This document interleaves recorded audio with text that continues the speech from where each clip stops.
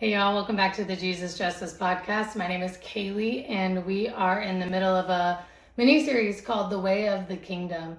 And it's all about becoming people who look more and more like Jesus. And today we are talking about fruit. Because in the kingdom of God, we're always producing something, and Jesus wants us to pay attention to the fruit that we are producing. And this year, funnily enough, I actually started a garden. I've been wanting to do it for a while and finally got around to do it. I did all the research and I planted tomatoes, bell peppers, jalapenos, cilantro, and these bunching onions. And I was so excited because I was like, I'm going to make salsa. That is exactly what I wanted to do. I wanted to make salsa. And so I planted all the ingredients to make salsa and everything grew. My garden thrived. It was amazing. Everything produced exactly the way it was supposed to, except for the onions. The onions were not growing, could not figure it out. I treated them the same way that I treated the rest of the garden. I watered them the same way. I did everything exactly the same as the cilantro, the tomatoes, the bell peppers, the jalapenos, like all of them. And it just wouldn't grow. I could not figure it out. And week after week, I kept checking on them. And the tomatoes were flourishing and the peppers were popping off. And I couldn't even keep up with the cilantro. It was growing so fast. And the onions, literally, the little section of the onions just sat there taking up space, giving me absolutely nothing to work with. And I just kept thinking like, okay, maybe it just needs more time. Maybe they are slower. Maybe I didn't time it right. Maybe my research was off. Do they need more sun? Do they need more nutrients? Like, what was going on with it? And eventually, like, I got to the point where I was just like, bro, these aren't even gonna work.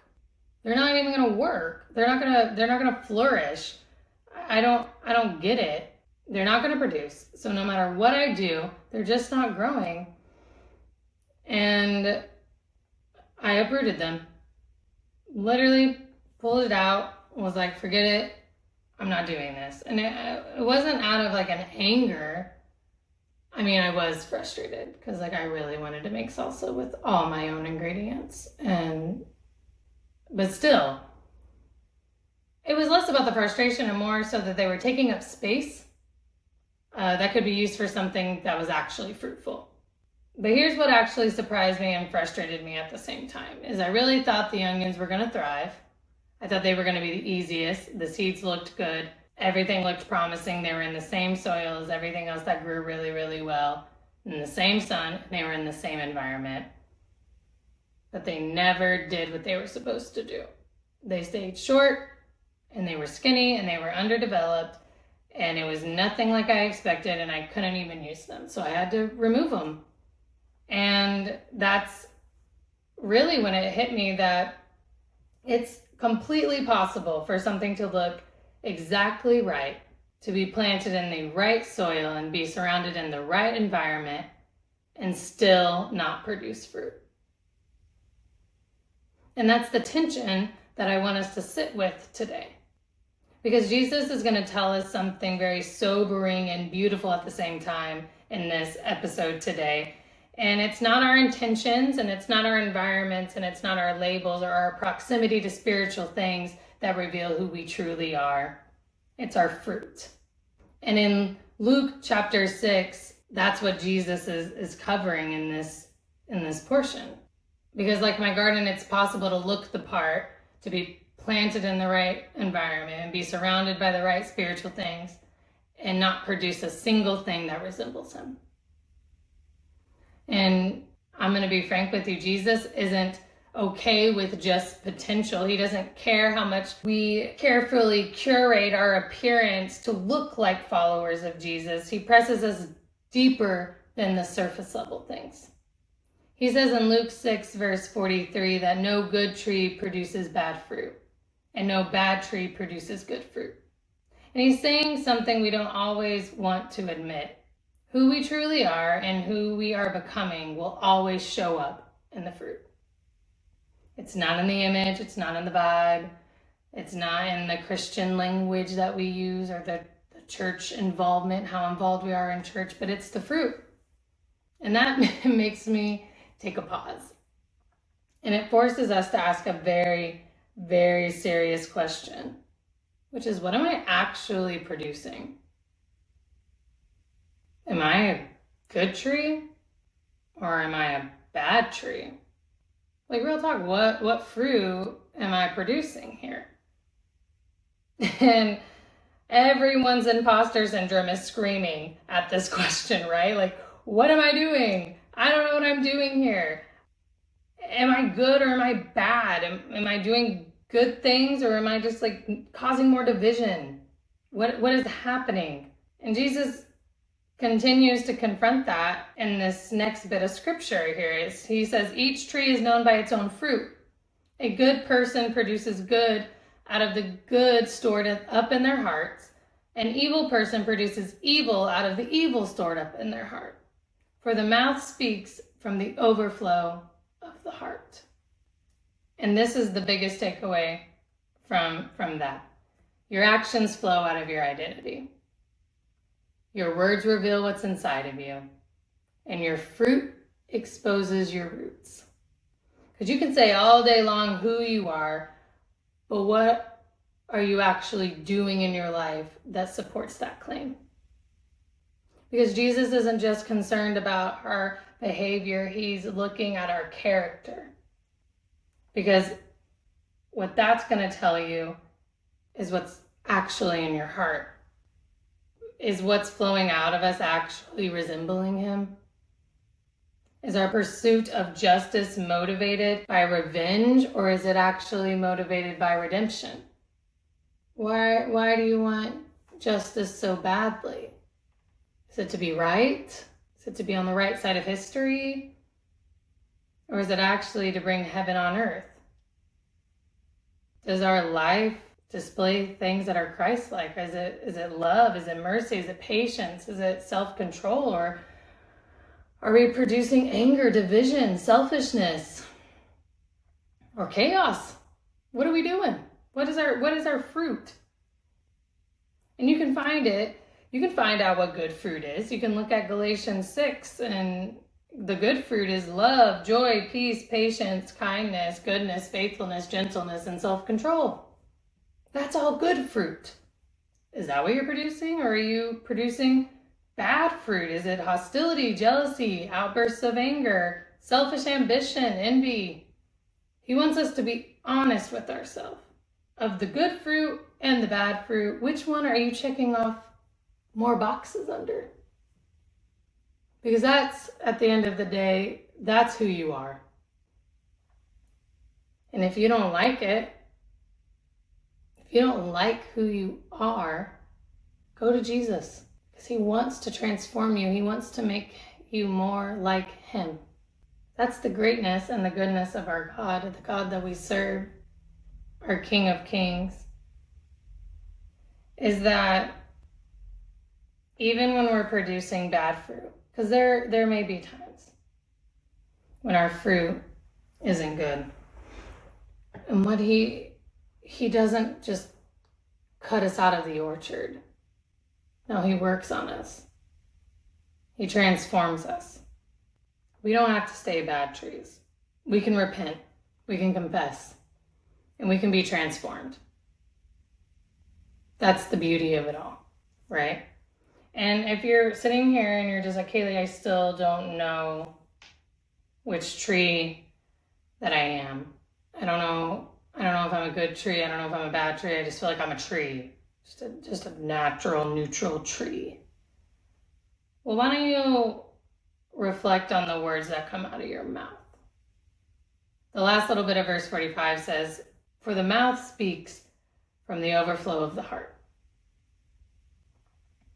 So what are you saying? Are you known as the negative one? Are you known as the complainer in your friend group? Like, what are you speaking? Are you speaking life?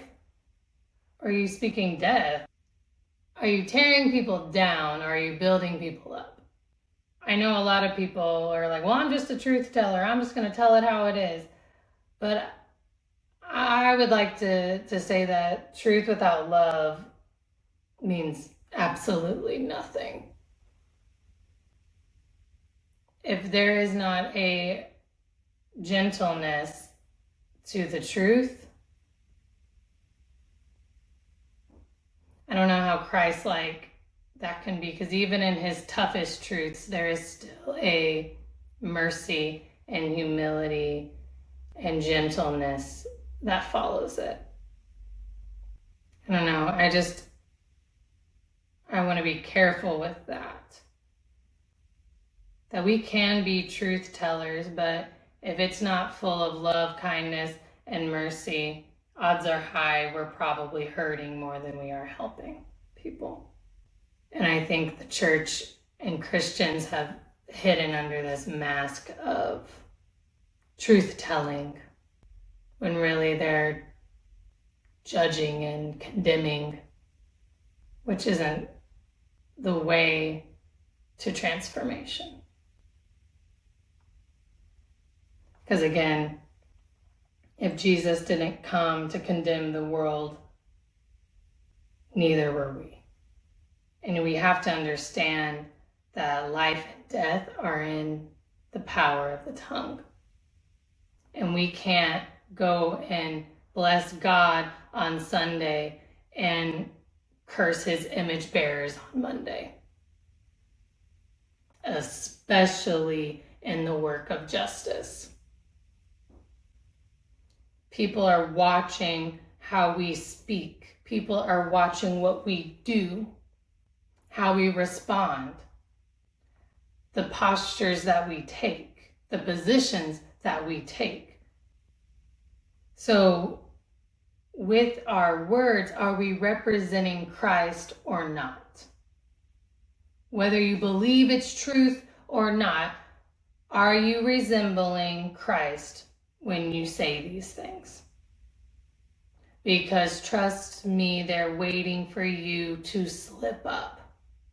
They're waiting for you to allow your human nature to take the driver's seat for a change. But you got to allow the Holy Spirit to guide you in this. To speak on your behalf. To represent Christ in all that we do and speak. Because at the end of the day, our fruit reveals who we are. Not our intentions, not our aspirations, not our proximity, not our theology. It's the fruit. The fruit is the evidence. And Jesus even says it in Matthew 7, beware of false prophets, you'll recognize them by their fruit. And before we get all excited about using that towards other people, Jesus is aiming it at us first. Not in condemnation, but in invitation. Because the way of the kingdom isn't about pretending to be good trees. It's about becoming good trees. It's about letting the Holy Spirit do the slow, transformative work of producing his character in us. And when we do that, our lives start to look like him. We start to look more and more like Jesus, which is the whole goal. The whole goal in this series and the whole goal in life. So when people look at you, are they seeing Jesus? Yes or no? Here are the questions you can ponder this week. Number one is, what fruit is your life producing right now? And it's not the fruit you wish you had, not the fruit that you want people to think you have, but what fruit are you actually growing? The second one is, where do you see areas that looked a little underdeveloped in your life? Where is the bitterness sprouting up? Is there pride or impatience stirring in you? Is there some division? Just like in my garden, sometimes things just need to be uprooted. Not because God is angry at us, but because he wants to make space for what will bear fruit. So ask yourself, ask the Holy Spirit, where are you inviting me to grow? What do you want me to cultivate? And what do you want me to remove? Because that's the way of the kingdom. The way of the kingdom is becoming people who don't just talk about Jesus, but people whose life resembles Jesus. I mean, that's the goal. The goal is to have somebody look at the fruit and look at your life and say, yeah, that looks like Jesus. And are we going to strive after that, or are we going to strive after our own things? I would rather be known as the girl who looked like Jesus than any other descriptive accolade you could label onto me. That's all I got. Are we going to be people who just talk about Jesus, or are we going to actually be people who look like him, act like him, talk like him, become more like him? Have a good week, y'all. Peace.